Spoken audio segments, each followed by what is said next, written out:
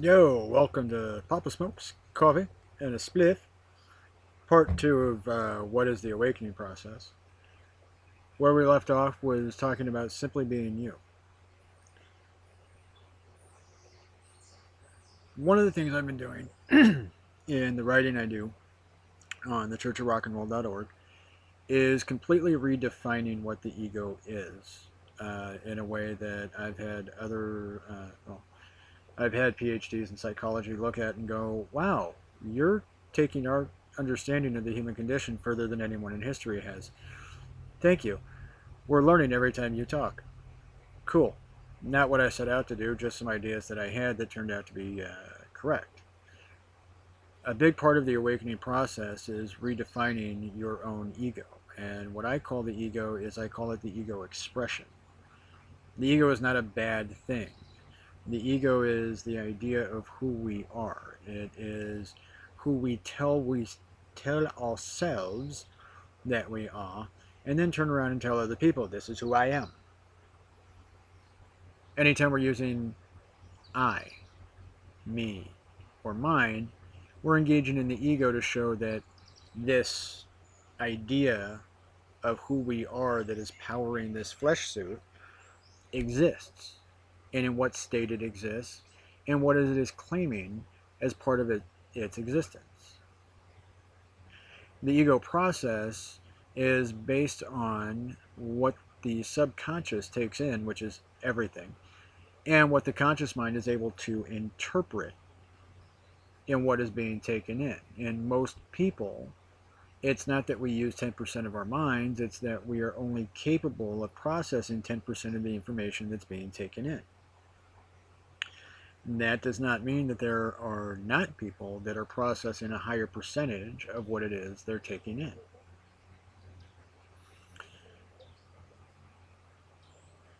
Part of the awakening process is increasing your ability to translate what's being taken in. Higher percentages of what's actually going on around you as you're increasing your intuitive sense. You're becoming more aware. You're raising levels of awareness and consciousness and understanding, which allows you to understand a larger percentage of everything around you that you're taking in anyway.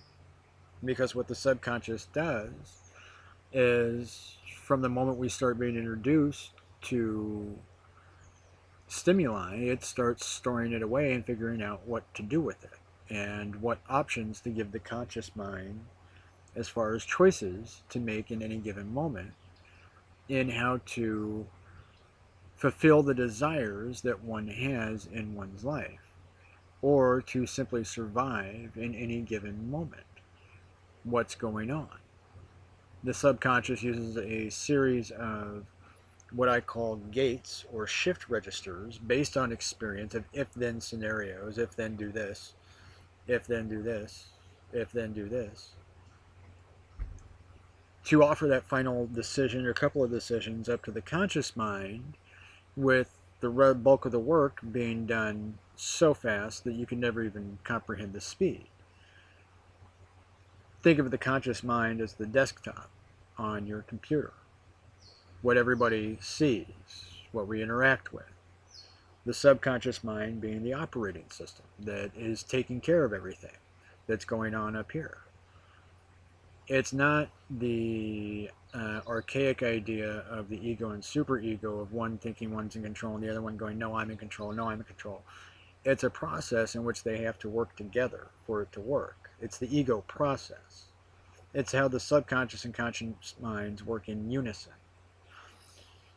When you start getting into aspects of spirituality and the spirit and the flesh and listening to your own spiritual guidance, adds an extra dimension, because that is a intuitive connection to something that we can call God, we can call it the universal consciousness, we can call it the Christ consciousness, we can call it the Akashic records, we can call it whatever helps you sleep well at night. I don't care. Whatever works for you. I'm just throwing some names out there. My own personal thing is the higher self is that spiritual connection to the universal consciousness, which is the closest thing that we could understand as being God. Period. That's how I feel about it. Feel free to disagree. I don't care. Do your own thing. Part of the awakening process is unifying mind, body, and spirit, and the ego expression to unify what has been experienced in the flesh thus far and combining that in unison with the spiritual guidance that you can receive from within to be the living spirit in the flesh doesn't make you any better of a person. Doesn't mean that you all of a sudden nothing bothers you and you're happy about everything. What it means is that you have a higher level of understanding and awareness and often are more motivated to do something about something because you see it needs to be done and you can't understand why nobody's doing anything about it. It's not that you become happy all the time and you never get angry. The things you get angriest about is wondering why everybody else isn't pissed off for the right reasons about something and wondering why people are getting pissed off about stupid little shit that really means absolutely nothing in the grand scheme of things. Part of being an awakened soul and reaching that point has you looking at the world as it is and going, my God, they're all fucking insane. Now I feel like I am the only one in the mental hospital who's actually sane. Wait, am I a doctor posing as a patient? There's a lot of fun ways to look at it. Everybody kind of goes through that at some point in the awakening process of looking at the world and going, oh my God, they're all insane.